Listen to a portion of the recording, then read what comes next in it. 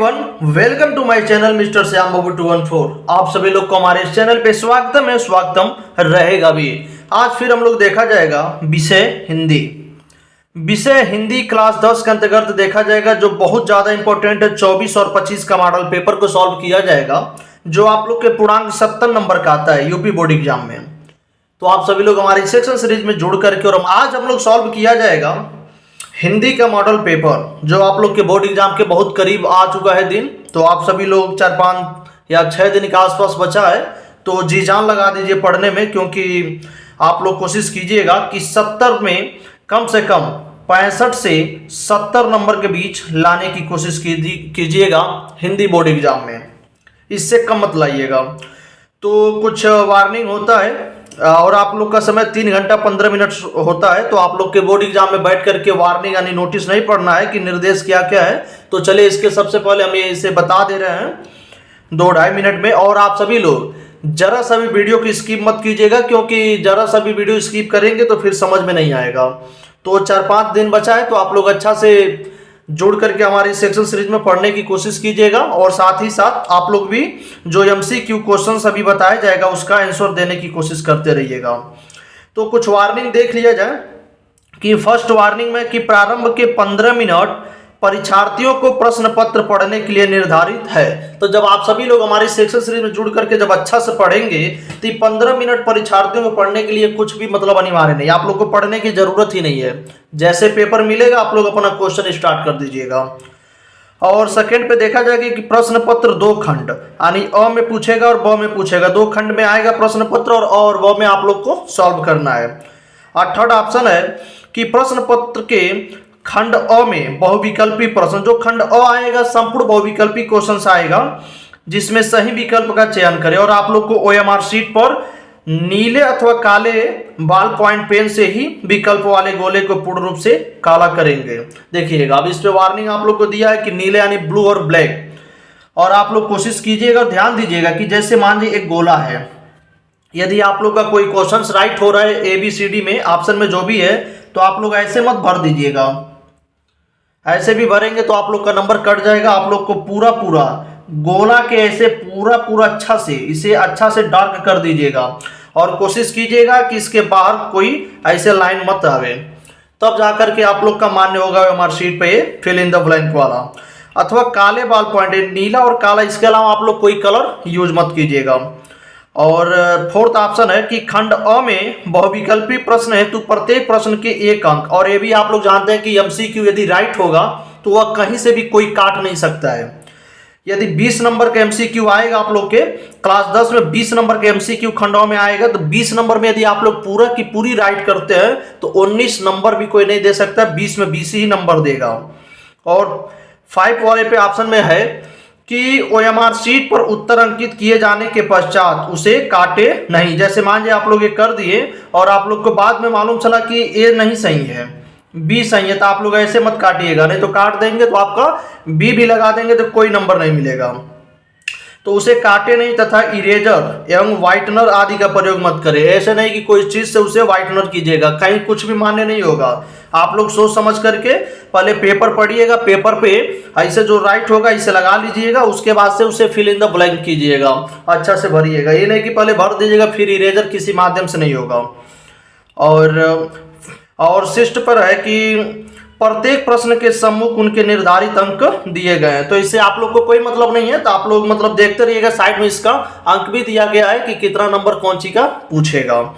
तो ऐसे आप लोग के बोर्ड का वार्निंग रहेगा। तो आप लोग इतना पढ़ने की कोई जरूरत मत कीजिएगा, बोर्ड एग्जाम में बैठ के पढ़िएगा मत, अपना क्वेश्चन सॉल्व कीजिएगा। तो इतना हम आप लोग को बता दिए। तो चलिए अब खंड अ, सबसे पहले खंड अ को देखा जाएगा, जिसमें आप लोग को 20 नंबर पूछता है। और ये 20 नंबर कितना इंपॉर्टेंट है आप लोग समझ सकते हैं, काहे कि जो राइट होगा, इसमें कटने के कहीं चांस ही नहीं है। तो चलिए इसे सॉल्व करते हैं। हमारी सेक्शन सीरीज में आप लोग जरूर जुड़िएगा और जरा से भी वीडियो की स्किप मत कीजिएगा। तो खंड अ, सबसे पहले खंड अ को हम लोग सॉल्व करते हैं, यानी बहुविकल्पी क्वेश्चन आएगा MCQ करके, जो आप लोग को ऐसे फिल इन द ब्लैंक करना है। बहुत अच्छा से ब्लैंक कीजिएगा, इरेजर का उपयोग मत कीजिएगा और ना किसी चीज का उपयोग कीजिएगा। ऐसे आप लोग को पूरा डार्क में भरना है, काला से। तो फर्स्ट क्वेश्चन को देखा जाएगा तो आप सभी लोग हमारे साथ साथ इसका आंसर आप लोग भी देते रहिएगा। और आप लोग 5-6 दिन बचा है दिन बोर्ड एग्जाम से, तो आप लोग अच्छा से जुड़ जाइए और पढ़ते रहिए। बाबू गुलाब राय किस युग के लेखक हैं?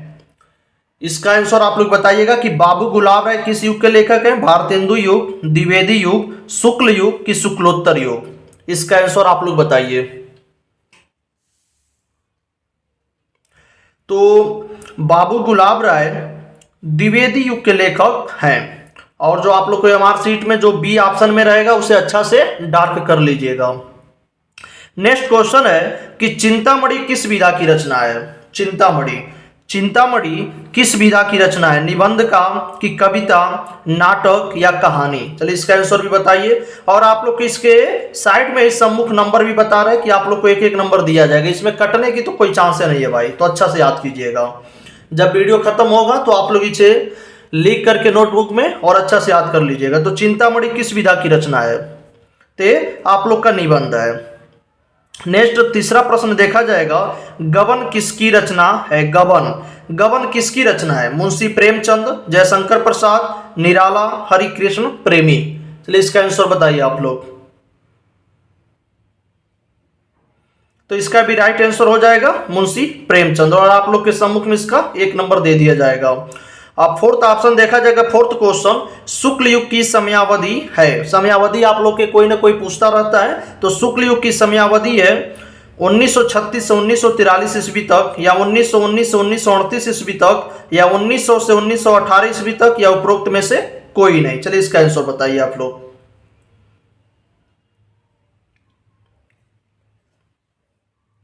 तो इसका राइट आंसर भी हो जाएगा 1919 से 1938 ईस्वी तक।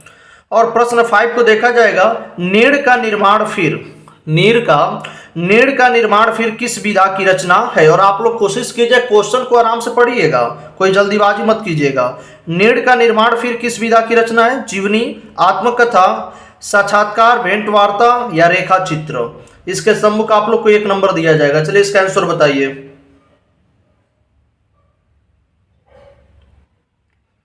तो ये आप लोग का आत्मकथा है। चलिए नेक्स्ट देखते हैं। 6वां प्रश्न को देखा जाएगा, प्रिय प्रवास किस युग की रचना है? प्रिय प्रवास, ये बहुत ज्यादा इंपॉर्टेंट है। द्विवेदी युग, भारतेंदु युग, प्रगतिवादी युग या छायावादी युग? चलिए इसका आंसर बताइए।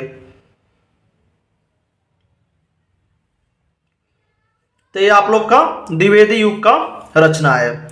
प्रश्न 7 को देखा जाएगा, मधुशाला किसकी रचना है? मधुशाला रामधारी सिंह दिनकर, हरिऔध, हरिवंश राय बच्चन या सुमित्रा नंदन पंत? इसका आंसर बताइए। तो इसका राइट आंसर सी ऑप्शन हो जाएगा, हरिवंश राय बच्चन। प्रश्न नंबर 8 को देखा जाएगा, भारत भारती किसकी रचना है? भारत भारती सियाराम शरण गुप्त, मैथिली शरण गुप्त या जयशंकर प्रसाद या महादेवी वर्मा? इसके सम्मुख आप लोग को 1 नंबर दिया जाएगा। चलिए इसका आंसर बताइए। तो इसका राइट आंसर आप लोग का मैथिली शरण गुप्त हो जाएगा। चलिए अब नेक्स्ट को देखते हैं। इतना आप लोग को 8 नंबर का हो गया, प्रश्न 8 हो गया था नहीं, 8 नंबर आप लोग को दिया जाएगा। तो आप लोग अच्छा से इसे कॉपी में लिख करके याद कीजिएगा। चलिए नेक्स्ट देखते हैं। अब प्रश्न नंबर 9 को देखा जाएगा, आधुनिक युग कब से कब तक माना जाता है? आधुनिक युग सन 1843 ईस्वी से अब तक, 1643 ईस्वी से 1843 ईस्वी तक, या 1918 से 1936 तक, या 1936 से 1943 ईस्वी तक? चलिए इसका आंसर बताइए। तो इसका राइट आंसर ये हो जाएगा सन 1843 ईस्वी से अब तक, या वर्तमान भी आप लोग के ऑप्शन में दे सकता है, और सम्मुख आप लोग के 1 नंबर दिया जाएगा। प्रश्न 10 को देखा जाएगा कि मतीराम किस युग के कवि है? मतीराम किस युग के कवि? आधुनिक काल, आदिकाल, भक्ति काल, रीतिकाल? चलिए इसका आंसर बताइए। तो इसका राइट ऑप्शन डी हो जाएगा, रीतिकाल के कवि हैं। प्रश्न 11 को देखा जाएगा, हास्य रस का स्थायी भाव है? हास्य रस का स्थायी भाव है, क्या है बताइए? शोक, रति, हास, निर्वेद? और आप लोग ध्यान दीजिएगा, आप लोग को रस छंद अलंकार में कुछ न कुछ आप लोग के एमसीक्यू फॉर्म में पूछता रहता है। तो आप लोग क्या कीजिएगा, हमारे इसी चैनल पे एक रस छंद अलंकार करके वीडियो को पब्लिश किया गया है, तो उसे आप लोग आराम से देख करके और यहाँ से आप लोग 1 नंबर पा सकते हैं। कोई भी नहीं छीन सकता। और आप लोग इसको नंबर को छीनना है, कैसे छीनना है वही बता रहे हैं। चलिए, तो हास से रस का स्थायी भाव क्या है, तो इसका सी ऑप्शन राइट हो जाएगा, हास। तो प्रश्न 12 को अब देखा जाएगा, सोहत ओढ़े, देखिएगा बहुत ज्यादा इंपॉर्टेंट है, तो आप लोग अच्छा से इसे ध्यान दीजिएगा। प्रश्न 12 है कि सोहत ओढ़े पिटपट श्याम सलोने का मनोनील मणि शैल पर आतप पर्यो प्रकाश, यानी इसमें कौन सा अलंकार है, उपरोक्त पंक्तियों में से कौन सा अलंकार है। तो आप लोग जरूर ध्यान दीजिएगा, रस अलंकार छंद, आप लोग हमारे इस चैनल पे ही उसका वीडियो पब्लिश कराया गया, तो आप लोग वहां से जरूर देखिएगा, क्योंकि 2 से 3 नंबर आप लोग को मिलेगा। तो इसका बताइए, सोहत ओढ़े पीठ पर श्याम सलोने का मनोनील मणि शैल पर आतप पर्यो प्रकाश, उपरोक्त पंक्तियों में से कौन सा अलंकार, उपमा अलंकार, उत्प्रेक्षा अलंकार, रूपक अलंकार, श्लेष अलंकार। तो इसका राइट ऑप्शन क्या हो जाएगा, राइट आंसर बी, यानी उत्प्रेक्षा अलंकार है। प्रश्न 13 को देखा जाएगा, रोला छंद में कुल कितने चरण होते हैं। देखिए बार बार आप लोग के कह रहे हैं कि जो रस छंद अलंकार इसी चैनल पे वीडियो डाला गया है, तो आप लोग वहीं से मांग करके अच्छा से देख लीजिएगा, क्योंकि आप लोग को देखिए 3 नंबर तो इतना ही हो गया, कम से कम 4 से 5 नंबर आप लोग को दिलाएगा रस छंद अलंकार। और ज्यादा इंपॉर्टेंट, ज्यादा वो याद करने की कोशिश मत कीजिएगा, बस उसका एग्जाम्पल और उदाहरण वगैरह देख लीजिएगा, बस उतना ही से कंसेप्ट क्लियर हो जाएगा। तो रोला छंद में कुल कितने चरण होते हैं, 3, 2, 4, 5 बताइए। तो इसका सी ऑप्शन राइट हो जाएगा, कितना, 4 होते हैं। अब प्रश्न 14 को अब देखा जाए, आकर्षण शब्द में किस उपसर्ग का प्रयोग किया जाता है, वी, मान, अक, आ। तो आकर्षण में सबसे पहले क्या आता है, आ आता है, तो इसका राइट ऑप्शन कौन सा हो जाएगा। तो इसका राइट ऑप्शन भी डी ही हो जाएगा। प्रश्न 15 को देखा जाए कि रचना के आधार पर वाक्य के कितने भेद होते हैं, रचना के आधार पे 2, 5, 6 या 3, इसका आंसर बताइए। तो इसका भी 3 भेद होते हैं, और आप लोग इसके सम्मुख 1 नंबर आप लोग को दिया जाएगा। और प्रश्न 16 है कि पीतांबर में कौन सा समास है, पीतांबर, पीतांबर में कौन सा समास है, कर्मधारय, द्वंद्व, बहुब्रीहि, तत्पुरुष। चलिए इसका आंसर बताइए। तो इसका राइट आंसर सी हो जाएगा, बहुब्रीहि। प्रश्न 17 को देखा जाएगा, आंसू का तत्सम रूप है, आंसू का तत्सम, तो अश्रु, आंसू, रोना, आंख, यानी इसका शुद्ध रूप क्या है। तो आंसू का अश्रु होता है, तो ऑप्शन ए राइट हो जाएगा। प्रश्न 18 को देखा जाएगा, जो बहुत ज्यादा इंपॉर्टेंट है, अरे कर्तृवाच्य में किसकी प्रधानता होती है, कर्तृवाच्य में कर्ता की, कर्म की, भाव की, या इनमें से कोई नहीं। तो इसका राइट आंसर यानी ऑप्शन ए हो जाएगा, कर्ता की प्रधानता होती है। प्रश्न 19 को देखा जाएगा, ताभ्य, ताभ्य शब्द में वचन एवं विभक्ति है, षष्ठी विभक्ति एक वचन, सप्तमी विभक्ति द्विवचन, षष्ठी विभक्ति बहुवचन, चतुर्थी विभक्ति बहुवचन। इसका भी वीडियो आप लोग को इसी चैनल पे प्रोवाइड किया गया है। आसान ट्रिक, एकदम याद करने का आसान ट्रिक है, एकदम आसान ट्रिक। आप लोग वहां से 2 मिनट लगेगा, आप लोग उस वीडियो को देख करके और 2-4 नंबर कंफर्म कर लीजिएगा। 2 से 4 नंबर के आसपास ये पूछता है बहुविकल्पी में, वहां से आप लोग कंफर्म कीजिएगा। तो ताप्य शब्द में वचन एवं विभक्ति है, कौन सा है। तो इसको बी ऑप्शन, इसका बी ऑप्शन राइट हो जाएगा, सप्तमी विभक्ति द्विवचन। अब प्रश्न 20 आप लोग का लास्ट क्वेश्चन है क्लास 10 का हिंदी का, जो आप लोग को 20 नंबर का क्वेश्चन हो चुका और 20 नंबर आता भी है। निम्नलिखित में से सर्वनाम है, मनुष्य, बचपन, वह, इनमें से कोई नहीं। तो ये आप लोग का वह जो है सी, ये सर्वनाम है। देखिएगा सर्वनाम में तुम, वे, वह, आप, ऐसे करके जहां भी आएगा वहां पे सर्वनाम होता है। तो ये सारा जितना भी बताया गया है, तो आप सभी लोग इसको OMR शीट पे अच्छा से फ्लिप कीजिएगा, और OMR शीट पे ध्यान दीजिएगा, यदि ऐसे रहेगा तो आप लोग को ऐसे भरना है, गलती मत कीजिएगा, नहीं तो अन्यथा आप लोग का नंबर काट दिया जाता है। तो चलिए, ये आप लोग का खंड अ तो पूरा हो गया, अब खंड ब को देखा जाएगा। तो शुरू किया जाए, वर्णनात्मक प्रश्न खंड ब। आप लोग का खंड अ तो 20 नंबर का आता है और खंड ब आप लोग का 50 नंबर का पूछा जाता है। जो खंड ब में ये जो रेखांकित अंश की व्याख्या होता है, इसमें तो आप लोग को याद करना नहीं करना कोई बात नहीं होता है, बस आप लोग को पकड़ना रहता है कि कौन से चैप्टर है, उस चैप्टर का नाम क्या है, उसका रचना या उसका लेखक कौन है, बस इतना ही आप लोग को करना रहता है। और इसमें बना करके इसी गद्यांश में से बना करके उसका आंसर लिखना रहता है, जो आप लोग को 3 क्वेश्चन पूछेगा और आप लोग के 6 नंबर यहाँ पे प्रोवाइड किया जाता है। तो आप लोग के ऑप्शन में 2 आता है, जो आप लोग को आएगा वही लिखिएगा। तो चलिए रीड करते हैं। प्रश्न 1 को देखा जाएगा यहाँ से कि निम्नलिखित गद्यांश पर आधारित 3 प्रश्नों का उत्तर दीजिए। तो हम व्याख्या पढ़ने जा रहे हैं और जैसे आप लोग को व्याख्या पकड़ में आ जाएगा, तुरंत हमारे से पहले आप लोग कॉपी पर लिख डालिएगा इसको। संदर्भ, आप लोग संदर्भ हमारे से पहले कॉपी पर लिख डालिएगा, उसके बाद से हम लिख करके आप लोग को बताएंगे कैसे लिखना है। यह कोई बात नहीं है, देखिएगा बात आ रहा है, आप लोग पकड़िएगा। यह कोई बात नहीं है कि एक स्वभाव और रुचि के लोगों में ही मित्रता, आप लोग पकड़ सकते हैं कि किस चैप्टर के आ रहा है, कहें कि इसका कहीं से भी रिलेटेड होता रहता है, हो सकती है। समाज में विभिन्नता देखकर लोग एक दूसरे की ओर आकर्षित होते हैं, देखिएगा समाज भी आ रहा है यहाँ पे, समाज में आकर्षित होते हैं। जो गुण हम में नहीं है, हम चाहते हैं कि कोई ऐसा मित्र मिले जिसमें वे गुण हो। चिंताशील मनुष्य प्रफुल्लित चित्त का साथ ढूंढता है, निर्बल बलि का, अधीर उत्साही का। यानी जो चिंताशील यानी जो बुद्धिमान लोग होते हैं, बुद्धिमान का ही साथ ढूंढते हैं। जो निर्बल होते हैं वो धीर का, बलि का छोड़िए। उच्च आकांक्षा वाला चंद्रगुप्त युक्ति और उपाय के लिए चाणक्य का मुंह ताकता था। नीति विशारद अकबर मन बहलाने के लिए बीरबल की ओर देखता था। जो अकबर थे अपना मन बहलाने के लिए बीरबल की ओर देखते थे। बस यही आप लोग का गद्यांश है और इसमें 3 क्वेश्चन आप लोग को दिया जाता है, जिसमें से 2-2 नंबर का आता है। एक क्वेश्चन 2 नंबर का आता है, तो 6 नंबर आप लोग को प्रोवाइड किया जाता है। तो आपका एक गद्यांश पढ़ दिए, तब तक आप लोग इसका संदर्भ लिखिए, तब तक दूसरे गद्यांश को पढ़ते हैं। दूसरा गद्यांश भी आप लोग का उतना ही नंबर का आता है, 6वें नंबर का ये भी आता है और 3 प्रश्न ये भी आता है। तो चलिए इसको भी गद्यांश को पढ़ते हैं, जो आप लोग को पकड़ना होगा पकड़ लीजिएगा।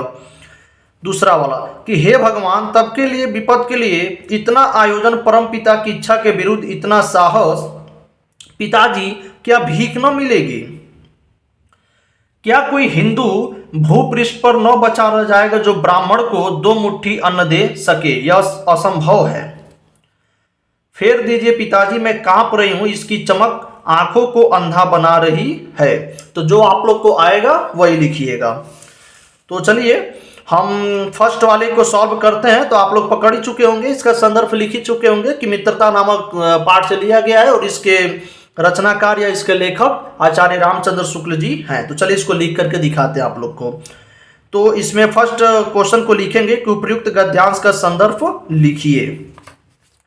तो सबसे पहले आप लोग क्या कीजिएगा कि ये जो आप लोग का प्रश्न 1 का निम्नलिखित गद्यांश पर आधारित 3 प्रश्न है, तो आप लोग क्या कीजिएगा, इतना शुरू लाइन में लिख लीजिएगा और इतना लास्ट में लिख दीजिएगा कि बीरबल की ओर देखकर देखता था, क्योंकि एग्जामिनर को इसी से मालूम चलेगा कि फर्स्ट वाला लिख रहे हैं कि सेकंड वाला लिख रहे हैं।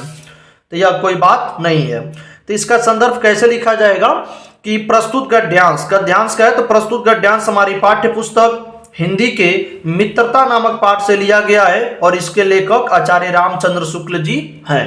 बस ऐसे ही आप लोग को लिखना है। तो ये फर्स्ट क्वेश्चन आप लोग का होगा, जिसमें 2 नंबर आप लोग को मिल गया।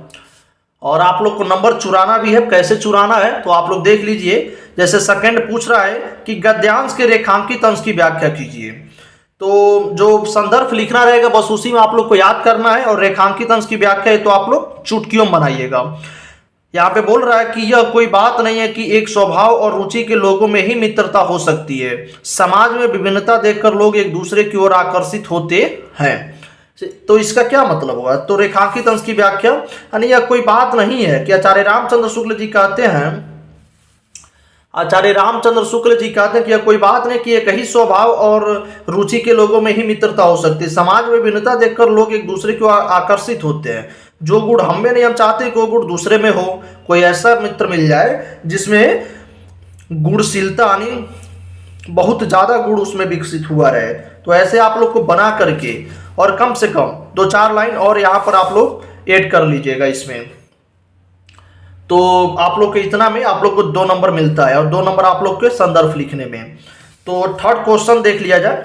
इसमें देखिएगा थर्ड क्वेश्चन जो बनाता है तो थोड़ा अच्छा रहता है कि लेखक के अनुसार समाज में विभिन्नता देखकर लोग एक दूसरे की ओर आकर्षित होते हैं। तो थोड़ा ये अच्छा क्वेश्चन है, चलिए देखते हैं इसका।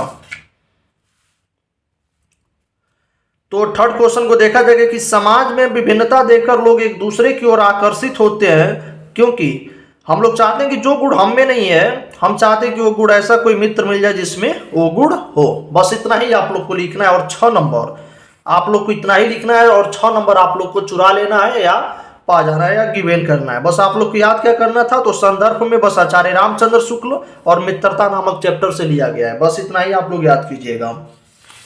ये आप लोग का प्रश्न 1 कंप्लीट होता है। अब प्रश्न 2 को देखा जाए। अब प्रश्न 2 को देखते हैं कि दिए गए पद्यांश, गद्यांश कंप्लीट हो गया। अब दिए गए पद्यांश पर आधारित 3 प्रश्नों का उत्तर दीजिए। आप लोग का ये भी 6 नंबर का होता है। तो इसमें भी आप लोग का एक ए है क्वेश्चन और एक ए, यानी अथवा में करके 2 क्वेश्चन पूछा। जो आप लोग को आएगा वही लिखिएगा और अच्छा से लिखिएगा। चलिए पढ़ते हैं इसको। सबसे पहले फर्स्ट वाले को देखते हैं कि चरण कमल बंदो हरिराई, जाकी कृपा पंगु गिरि लंघे, अंधे को सब कुछ दर्शाई, बहिरो सुने गूंगी पुनि बोले, रंक चले सिर छत्र दराई, सूरदास स्वामी करुणा में बार बार बंद होती पाई। ऐसे आप लोग को संदर्भ पढ़िएगा और अच्छा से ये जो भी पद्यांश का लाइन है और अच्छा से पढ़िएगा तो आप लोग को इनके लेखक यानी इनके कवि का नाम और चैप्टर का क्या नाम है आप लोग को याद आ जाएगा। तो तब तक आप लोग इसका संदर्भ लिखिए, तब तक हम दूसरा पद्यांश को पढ़ते हैं। ऐसा नहीं है कि आप लोग को एक ही जानिएगा तो एक ही को समझ लीजिएगा, दोनों को समझिएगा और दोनों को लिखिएगा। तो दूसरा है कि सुनी सुंदर वैन सुधार साने, सयानी है जानकी जानी भली, तिरछे करी नैन तिन्ह समुझाई कछु मुस्काई चली, तुलसी ते ही अवसर से ही रावे, अवलोकित लोचन लाहु अली, अनुराग तड़ाग में भानु उदय, बिगसी मनु मंजुल कंज काली। तो आप लोग भी इस पद्यांश की लाइनें को अच्छा से पढ़िएगा और जो आप लोग को आएगा उसे आराम से लिख डालिएगा। तो चलिए हम फर्स्ट वाले को सॉल्व करते हैं। पहले चलिए एक बार और पढ़ते हैं, उसके बाद से संदर्भ लिखते हैं कि चरण कमल बंदो हरिराई, जाकी कृपा पंगु गिरि लंघो, अंधे को सब कुछ दर्शाई, बहिरो सुनि गुंग पुनि बोले, रंक चले सिर छत्र दराई, सूरदास स्वामी करुणा में बार बार बंदो होती पाई। देखिएगा यहाँ से पकड़ लीजिएगा। यानी संदर्भ लिखने में आप लोग को टाइटल होना चाहिए और ट्रिक पकड़ने का जानना चाहिए। जो भी पद्यांश या गद्यांश के आप लोग लाइनें पढ़ेंगे उसमें जरूर में जरूर लेखक का कुछ न कुछ सटीक दे दिया जाता है जिससे आप लोग पकड़ सकते हैं। तो चलिए इसका संदर्भ सबसे पहले लिखते हैं। तो आप लोग फिर कोशिश कीजिएगा, सबसे पहले 2-4 लाइन यहाँ से लिख लीजिएगा शुरू में और लास्ट में स्वामी करुणामय, क्योंकि आप लोग को इससे एग्जामिनर को मालूम चलेगा कि कौन सा किसका आंसर देने की कोशिश कर रहा है स्टूडेंट।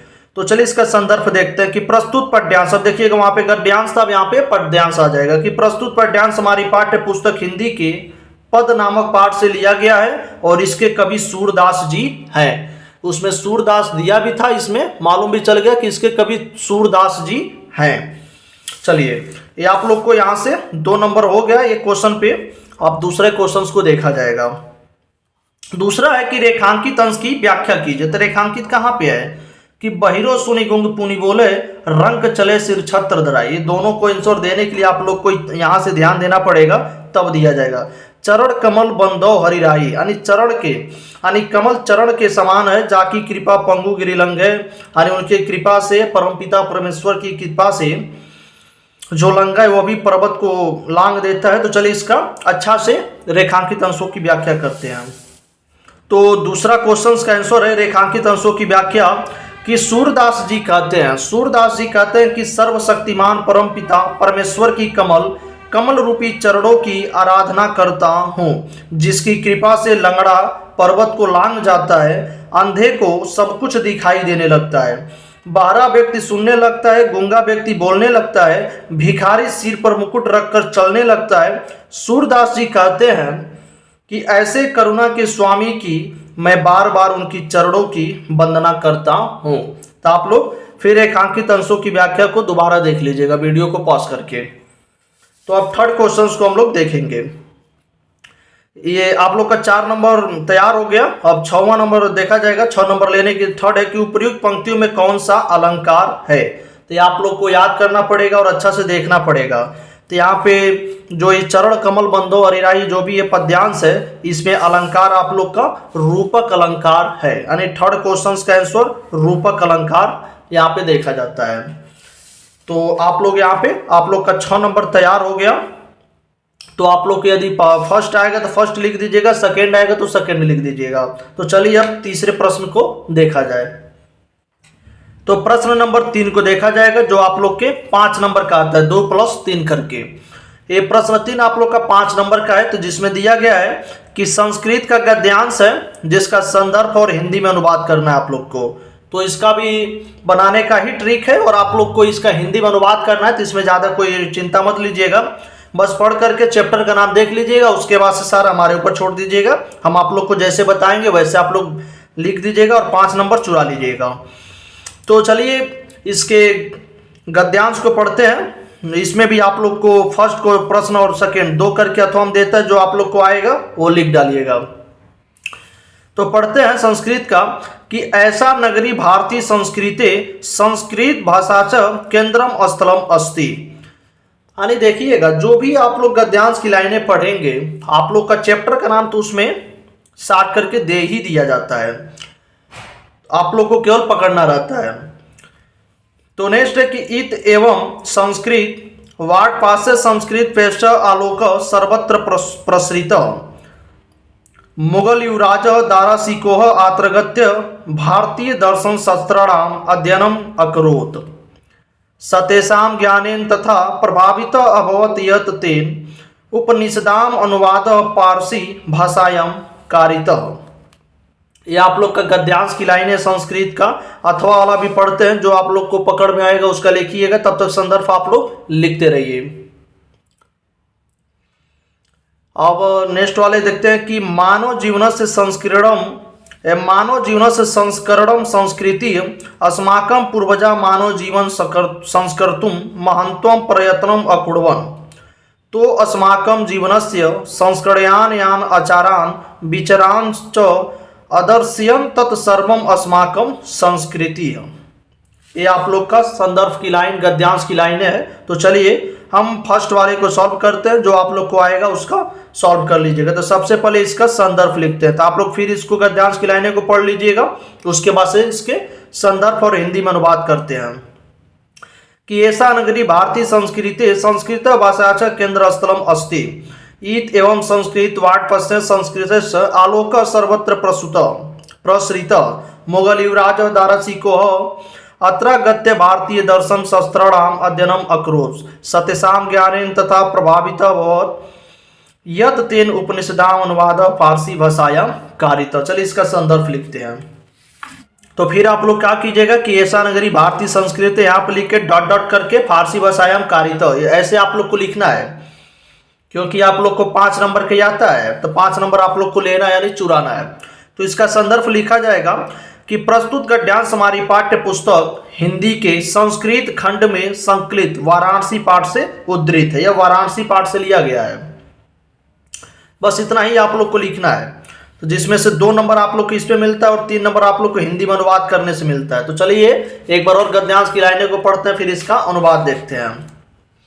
तो गद्यांश की लाइनें है कि ऐसा नगरी भारतीय संस्कृति संस्कृतम भाषायां केंद्र स्थलम अस्ति इत एव संस्कृते वाटपस्य संस्कृते आलोक सर्वत्र प्रसृते मुगल युवराज दारासिको अत्रागत्य भारतीय दर्शन शास्त्राणाम अध्ययन अकरोत्। तो ऐसा नगरी भारतीय संस्कृति संस्कृत भाषायां केंद्र स्थलम अस्ति, यानी इसका सटीक में आंसर यहाँ पे है हिंदी में अनुवाद करके कि यह नगरी भारतीय संस्कृति और संस्कृत भाषा का केंद्र स्थल है। जो यह नगरी है वाराणसी की, यह नगरी भारतीय संस्कृति और संस्कृत भाषा के केंद्र स्थल है। यहीं से संस्कृत साहित्य और संस्कृत का प्रकाश सभी जगह से फैला हुआ है। यहीं से संस्कृत साहित्य और संस्कृत का प्रकाश सभी जगह फैला है। मुगल युवराज दारा शिकोह ने यहाँ आकर भारतीय दर्शन शास्त्रों का अध्ययन किया है। तो इतना आप लोग का हो गया। दारा शिकोह भारतीय दर्शनम शास्त्राणाम अध्ययन अकरोत् सत्यसाम ज्ञानेन तथा प्रभावित अभवत यत तेन उपनिषदाम अनुवाद फारसी भाषायाम कारित। चलिए इसको पूरा देख लेते हैं। यानी मुगल युवराज दारा शिकोह ने यहाँ आकर भारतीय दर्शन शास्त्रों का अध्ययन किया था।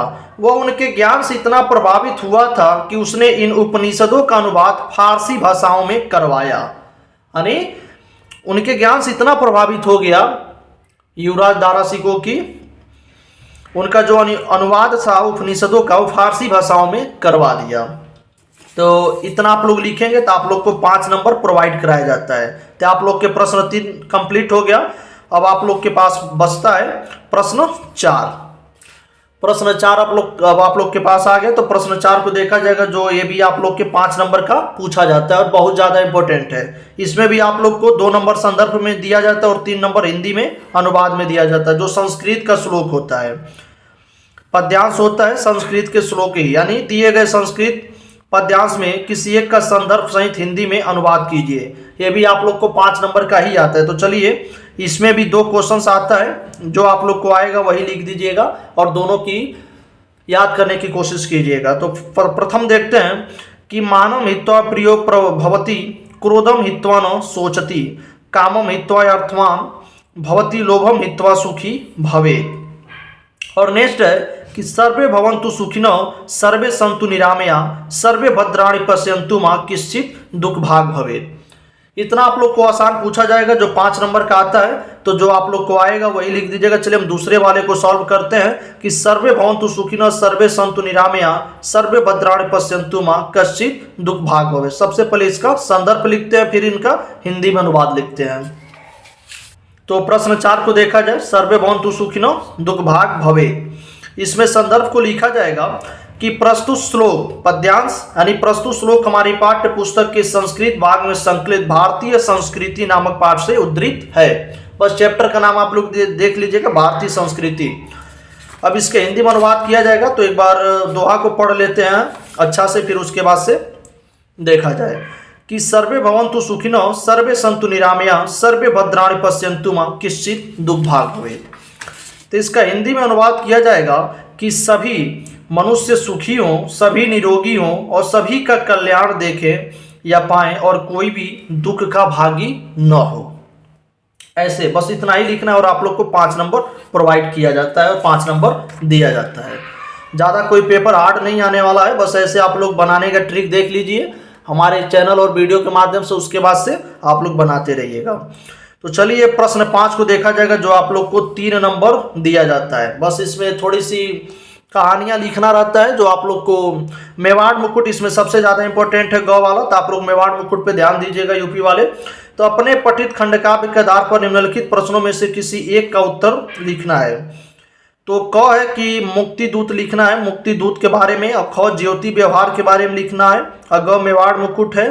और आप लोग के पास जो घ है अग्र पूजा है। और अंग जय सुभाष करके है। और चौ मातृभूमि के लिए खंडकाव्य के संकल्प सर्ग का सारांश। 6 पे आता है कर्ण का द्रौपदी सर्ग का या श्री कृष्ण का चरित्र चित्रण है। और ज पे आता है कर्मवीर भारती। और झ पे आता है तुमुल। तो आप लोग मेवाड़ मुकुट हमेशा आता है, तो आप लोग यहाँ से मेवाड़ मुकुट के ही बारे में कहानी को अच्छा से पढ़ लीजिएगा। तो मेवाड़ मुकुट खंडकाव्य के 2य सर्ग लक्ष्मी का सारांश लिखिए। या मेवाड़ मुकुट खंडकाव्य के आधार पर दौलत का चरित्र चित्रण कीजिए। तो चलिए हम फर्स्ट वाले को दिखाते हैं और बनाने की सिखाते हैं कैसे बनाया जाए। मेवाड़ मुकुट खंडकाव्य के 2य सर्ग यानी लक्ष्मी का सारांश लिखिए। तो चलिए प्रश्न संख्या 5 को लिख करके बता दो और कैसे लिखना है वो भी बताएंगे। मेवाड़ मुकुट 2य सर्ग लक्ष्मी। आप लोग क्या कीजिएगा, एक पृष्ठ ले लीजिएगा, एक पेज, उसमें प्रथम सर्ग, द्वितीय सर्ग, तृतीय सर्ग करके पूरा याद कर लीजिएगा। बस सर्ग याद कर लीजिएगा कि प्रथम सर्ग का कौन सा है, द्वितीय सर्ग का नाम कौन सा है, जैसे द्वितीय सर्ग का नाम लक्ष्मी है, बस ऐसे आप लोग याद कर लीजिएगा। कोई गारंटी नहीं रहेगा कि पेपर में आप लोग को लक्ष्मी देगा ही, क्योंकि द्वितीय सर्ग भी पूछ सकता है केवल। तो आप लोग सर्ग का नाम लिख देंगे तो आप लोग को समझिएगा कल्याण होगा। 3 नंबर तो कोई रोक ही नहीं सकता है, क्योंकि सर्ग ही मेन होता है और उसके बाद से कहानियों को बनाना। तो चलिए द्वितीय सर्ग लक्ष्मी के बारे में थोड़ा देख लेते हैं। यानी महाराणा प्रताप, इसके नायक महाराणा प्रताप जी हैं। तो अरावली पर्वत श्रृंखला पर महाराणा प्रताप की कुटिया है। यानी जब उस समय युद्ध चल रहा था उस समय की बात है। अरावली पर्वत श्रृंखला पर महाराणा प्रताप की कुटिया है। चांदनी रात का प्रथम प्रहर था, यानी पहली रात। सर्वत्र निकटा व्याप्त है। पक्षीगण दिन भर की थकान के बाद अपने अपने घोंसलों में सोए हुए हैं। जो पक्षी हैं दिन भर उड़ने के पश्चात अपने घोंसलों में चले गए हैं सोने। इस एकांत तथा निर्जन स्थान पर अपनी कुटियां का समक्ष चिंतामग्न मुद्रा में रानी लक्ष्मी बैठी हुई हैं, जो उनके बीबी हैं। अपने भूख से पीड़ित पुत्र को देखकर व्यथित हो जाती हैं। यानी जब युद्ध के दौरान इन्होंने जंगलों में रहना शुरू किया था, उस समय की बात है। कुछ खाने पीने का नहीं मिल रहा था, तभी राणा की संतान होते हुए भी भरपेट दूध भी उपलब्ध नहीं है। रानी सोच रही हैं कि राणा के संतान होते हुए भी भरपेट या कुछ थोड़ा सा भी कुछ खाने को नहीं मिल रहा है। रानी लक्ष्मी कहती हैं कि, देखिएगा हेडलाइन यहाँ पे कीजिएगा कि कर्मयोग तो आदर्श मात्र है, कर्म भोग की सच्चा दर्शन है। सज्जन सर्वदा मार्मिक वेदना को प्राप्त करते हैं, परंतु कुमार्गी व्यक्ति जीवन में सफलता प्राप्त करते हैं। ये जैसे इंपॉर्टेंट लाइन है, तो इतना ध्यान दीजिएगा। उसके बाद से महाराणा प्रताप शत्रु के समक्ष में अपना मस्तक नहीं झुका सकते हैं, क्योंकि वीर योद्धा थे। इसी स्वाभिमान की रक्षा के लिए अनेक प्रकार की दुखों को सहन कर रहे हैं। युद्ध थम नहीं हो रहा था, जिसकी वजह से इन्हें बहुत कठिनाइयों की सामना करना पड़ रहा था। तो वो लक्ष्मी सम्मान की रक्षा के लिए स्वयं को कष्ट में डाल सकती है, और लक्ष्मी जो थी इनके बीबी कुछ कह भी नहीं सकती थी। लेकिन अपने पुत्र तथा पुत्री का दुख उससे देखा नहीं जाता था, क्योंकि कोई भी माँ अपने पुत्र की दुखी को बर्दाश्त नहीं कर सकते। उसने मुख से अचानक निकले इन शब्दों को सुनकर महाराणा प्रताप रानी के रोने के कारण पूछते हैं। रानी लक्ष्मी कहती हैं, कुछ भी तो नहीं, कहकर आंसू पोंछती हैं। बस ऐसे आप लोग को कहानी सुन करके याद करना है। याद क्या करना है, बस लिखना है। तो कहानी सुनते रहिए ऐसे। जब महाराणा प्रताप जी रोने के कारण पूछते हैं तो रानी लक्ष्मी कहती हैं, कुछ भी तो नहीं, आंसू पोंछती हैं। हुई कुटिया के अंदर चली जाती है, आंसू पोंछते हुई कुटिया के अंदर चली जाती है। महाराणा प्रताप के अश्रु भी अचानक निकल आते हैं। यहाँ पे आप लोग का द्वितीय सर्ग समाप्त होता है लक्ष्मी की कहानी। अब तृतीय सर्ग आता है, तो आप लोग को द्वितीय सर्ग ही जानना है। यदि आप लोग को मेवाड़ मुकुट पूरा डिटेल में देखना होगा अच्छा से सर्ग वाइज करके, तो आप लोग हमारे इसी चैनल पे वीडियो आप लोग वहां से देख सकते हैं। चलिए अब नेक्स्ट प्रश्न को देखते हैं। अब प्रश्न 6 को देखा जाएगा, जो आप लोग को 5 नंबर दिया जाता है। यह आप लोग का जीवन परिचय जो 10 नंबर का आता है। गद्यांश पद्यांश मिला करके 10 नंबर का आता है, जिसमें एक लेखक का जीवन परिचय और एक कवि का जीवन परिचय देना रहता है, और उनकी रचनाओं का कुछ उल्लेख करना रहता है। जिसमें से 3 ऑप्शन है, डॉक्टर राजेंद्र प्रसाद, जयशंकर प्रसाद, आचार्य रामचंद्र शुक्ल। इन तीनों लोग का जीवन परिचय हम इसी चैनल पे पढ़ा करके बेहतरीन में ट्रिक के माध्यम से सिखाने के लिए पढ़ा करके डाल चुके हैं। आप लोग वहां से भी देख लीजिएगा। तीनों लोग का जीवन परिचय याद कर लीजिएगा, जो भी एक आएगा लिख डालिएगा। तो हम जयशंकर प्रसाद जी का लिख करके बताते हैं कॉपी में कैसे लिखा जाएगा। तो आप सभी लोग कोशिश कीजिएगा कि डॉक्टर राजेंद्र प्रसाद का हेडिंग बीचों बीच में डालिएगा, और इनका संक्षिप्त जीवन परिचय से बॉक्स में बना करके पैकिंग कर दीजिएगा, क्योंकि यही बॉक्स में पैकिंग करेंगे तो आप लोग को पैकिंग नंबर ही 5 नंबर दे दिया जाएगा। पैकिंग करके पैकिंग नंबर लीजिएगा, क्योंकि एग्जामिनर का फोकस सीधे इसी पे जाएगा। जो भी मेन लाइनें रहेगा ब्लैक पेन से यूज कीजिएगा। जैसे डॉक्टर राजेंद्र प्रसाद जी का जन्म 3 दिसंबर 1884 ईस्वी में हुआ था। जन्म स्थान जीरादेई बिहार में था। मृत्यु 28 फरवरी सन 1963 ईस्वी। संपादन देश पत्रिका। भारत के राष्ट्रपति भी रह चुके हैं डॉक्टर राजेंद्र प्रसाद, और भारत रत्न से अलंकृत भी किया जा चुका है। चलिए इनका डिटेल में देखते हैं, बनाने की कोशिश करते हैं। तो जीवन परिचय को देखा जाएगा। डॉक्टर राजेंद्र प्रसाद जी का जन्म सन 1884 ईस्वी में बिहार राज्य के छपरा जिले के जीरादेई नामक ग्राम में हुआ था। इनके पिता का नाम महादेव साय था। इन्होंने कोलकाता विश्वविद्यालय से एमए किया तथा मुजफ्फरपुर के एक कॉलेज में अध्यापन का कार्य किया तथा बाद में पटना और कोलकाता हाईकोर्ट में वकील भी रहे हैं। तो ऐसे आप लोग याद करने की कोशिश कीजिएगा और बनाने की सीख लीजिए। भारतीय राष्ट्रीय कांग्रेस के 3 बार अध्यक्ष भी रह चुके हैं। इनका एक लाइन है कि सादा जीवन उच्च विचार रखने वाले व्यक्ति थे। इनकी प्रतिभा और ईमानदारी को देखकर इनको भारत सरकार का प्रथम राष्ट्रपति भी बनाया गया है। भारत सरकार ने इन्हें भारत रत्न की उपाधि से सम्मानित किया है और जीवन भर राष्ट्र की निस्वार्थ सेवा करते हुए सन 1963 ईस्वी में इनका निधन हो गया। बस ऐसे आप लोग को इनका जीवन परिचय को बना लेना है और 5 नंबर चुरा लेना है। चलिए अब कुछ रचनाएं को देख लेते हैं जो बहुत ज्यादा इंपॉर्टेंट है, जैसे मेरी आत्मकथा, भारतीय शिक्षा, शिक्षा और संस्कृति, संस्कृति का अध्ययन। आप लोग के जीवन परिचय में इंपॉर्टेंट नहीं है, क्योंकि इससे ज्यादा इंपॉर्टेंट आप लोग को कहीं ना कहीं एमसीक्यू करके जो क्वेश्चन आएगा 20 नंबर का, उसमें ये बहुत ज्यादा इंपॉर्टेंट है, क्योंकि वहां से नंबर कटने की कोई चांस ही नहीं है। तो आप लोग का प्रश्न 6 हो गया। गद्यांश का जीवन परिचय देख लिए। चलिए कवि का जीवन परिचय कोई देख लेते हैं। तो प्रश्न संख्या 6 का ख देखा जाएगा। 6 का क हो गया कि दिए गए कवियों का देखा जाएगा जीवन परिचय, जिसमें 3 ऑप्शन है, गोस्वामी तुलसीदास, सुमित्रानंद पंत, महाकवि सूरदास। ये भी आप लोग का 5 नंबर दिया जाता है। जीवन परिचय आप लोग का टोटल 10 नंबर का आएगा, जिसमें से कुछ कृतियों का यानी रचनाएं कुछ लिखना रहता है।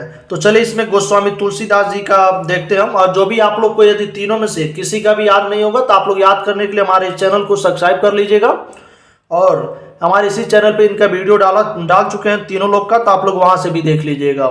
तो चलिए हम गोस्वामी तुलसीदास जी का बनाने की कोशिश करते हैं जीवन परिचय। तो प्रश्न संख्या 6 का ख, तो आप लोग बीचों बीच में गोस्वामी तुलसीदास हेडिंग डालिएगा, फिर बॉक्स बनाइएगा और बॉक्स में लिख करके और अपना नंबर भी बॉक्स करा लीजिएगा, यानी पैकिंग करा लीजिएगा 5 नंबर। कोई तोड़ ना सके इसका कुंजी और चाबी ताला जो भी है हार्ड लगाइएगा। तो नाम गोस्वामी तुलसीदास, जन्म 1532 ईस्वी, जन्म स्थान राजापुर, पिता आत्माराम, माता हुलसी देवी, मृत्यु 1623 ईस्वी, रचनाएं कवितावली। ए है। तो अब इनका डिटेल बनाते हैं, फिर वहां से देखते हैं। तो जीवन परिचय है कि गोस्वामी तुलसीदास जी का जन्म सन 1532 ईस्वी में उत्तर प्रदेश के बांदा जिले के राजापुर नामक ग्राम में हुआ था। कुछ विद्वानों का मानना है कि तुलसीदास जी का जन्म एटा जिले के सोरो नामक ग्राम में हुआ था। जो भी मेन लाइनें रहेगा उसको आप लोग ब्लैक पेन से यूज कीजिएगा। इनके पिता का नाम आत्माराम दुबे और इनकी माता का नाम हुलसी देवी था। तुलसीदास जी का बचपन का नाम राम बोला था। देखिएगा, तुलसीदास जी के बचपन का नाम राम बोला था।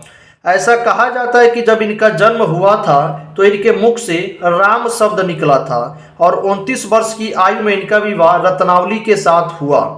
एक बार पत्नी द्वारा बिना कहे मायके चले जाने पर आधी रात में आंधी तूफान की सामना करते हुए ये अपने ससुराल जा पहुंचे और इनकी पत्नी इन्हें डांट लगा दी। तभी से तुलसी जी को वैराग्य उत्पन्न हो गया और ये श्री राम जी के पवित्र चरित्र का गायन करने लगे और अधिकांश रचनाएं चित्रकूट और काशी और अयोध्या में ही किया है और इनका मृत्यु सन 1623 ईस्वी में हो गया। बस ऐसे आप लोग को बना करके नंबर चुराना है। तो और कुछ बाकी है इसमें जीवन परिचय में, चलिए उसको भी देख लेते हैं। तो इनके मृत्यु के संबंध में कुछ दोहा है, देखते हैं कि संवत 1680 गंग के तीर, श्रावण शुक्ला सप्तमी, तुलसी तज्यो शरीर। ये जैसे एक जानवर देखेगा आप लोग को 5 नंबर देगा। 5 नंबर का पूछता और 5 ही नंबर देगा, 4 नंबर नहीं देगा। कुछ रचनाएं देख लेते हैं, जैसे गीतावली, श्री रामचरितमानस, कवितावली, दोहावली। ऐसे करके आप लोग को जीवन परिचय लिखना है और 10 नंबर आप लोग चुरा लीजिएगा। तो अब आप लोग को नेक्स्ट प्रश्न बचता है, प्रश्न संख्या 7। अब प्रश्न 7 को देखा जाएगा कि अपनी पाठ्य पुस्तक में से कंठस्थ कोई एक श्लोक लिखिए। यानी आप लोग को एक श्लोक लिखना है जो इस प्रश्न पत्र में न आया हो। तो आप लोग 2-3 श्लोक याद कर लीजिएगा और जो नहीं आया रहेगा उसको लिख डालिएगा। तो चलिए हम लोग लिखने की कोशिश करते हैं।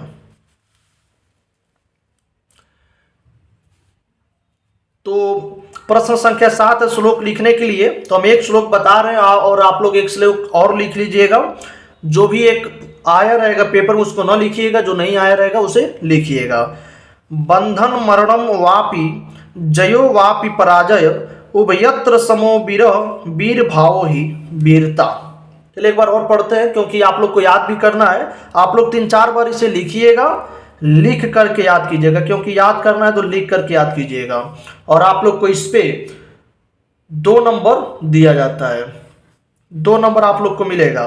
तो बंधन मरणम वापि जयो वापि पराजय उभयत्र समो वीर वीर भावो ही वीरता। ऐसे आप लोग करके याद कर लीजिएगा।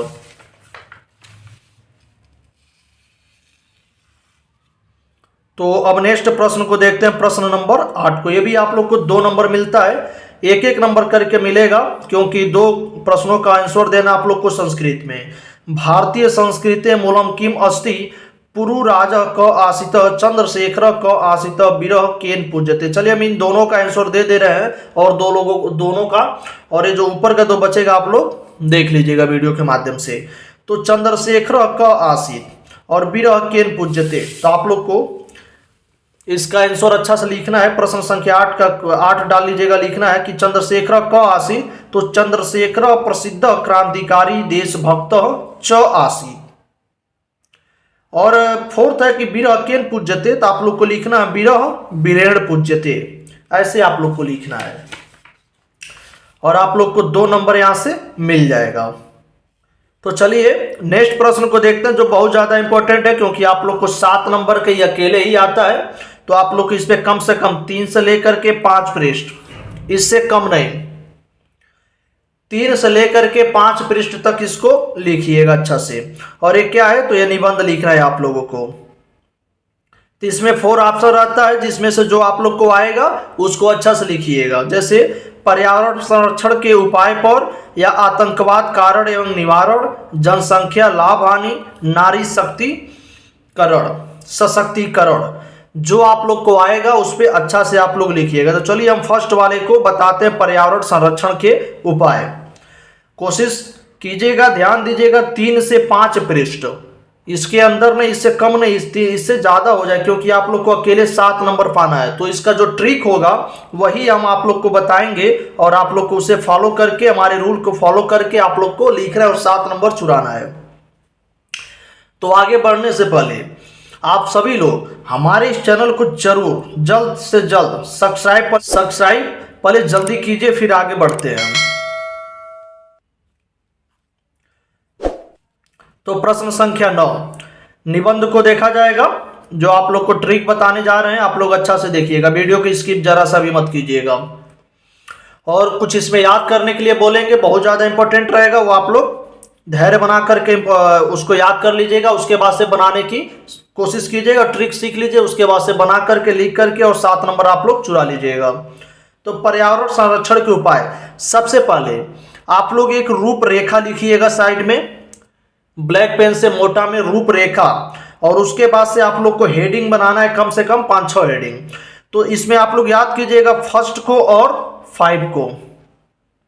फर्स्ट में प्रस्तावना होता है जो किसी भी निबंध में होता है, और 5 में उपसंहार होता है जो किसी भी निबंध में होता है। प्रस्तावना यानी इसका कुछ वार्निंग दिया जाएगा, शुरू में बताया जाएगा इसके बारे में। उपसंहार यानी कैसे खत्म किया जाए उसके बारे में, यानी निष्कर्ष होता है। तो कुछ हेडिंग है आप लोग याद कीजिएगा, जैसे फर्स्ट पे प्रस्तावना लिखिएगा, दूसरा पे पर्यावरण प्रदूषण के प्रकार, पर्यावरण प्रदूषण के प्रकार। थर्ड पे पर्यावरण प्रदूषण जिम्मेदार कौन कौन ले सकता है। 4th ऑप्शन पर्यावरण प्रदूषण रोकने का उपाय। तो जब आप लोग इसका निबंध लिखिएगा तो पर्यावरण प्रदूषण के प्रकार में आप लोग कम से कम 4 से 5 हेडिंग यहां पे होगा, ABCD करके। क्योंकि पर्यावरण प्रदूषण के प्रकार में जैसे ध्वनि प्रदूषण, जल प्रदूषण, वायु प्रदूषण, ऐसे करके आप लोग फिर इसके नीचे हेडिंग बनाइएगा और वहां पे अच्छा से लिखने की कोशिश कीजिएगा। जो भी आप लोग के माइंड में आता रहेगा आप लोग छापते रहिएगा, और नहीं समझ में आएगा तो पेपर उठा करके ही आप लोग छाप दीजिएगा, बस हेडिंग बनाइएगा।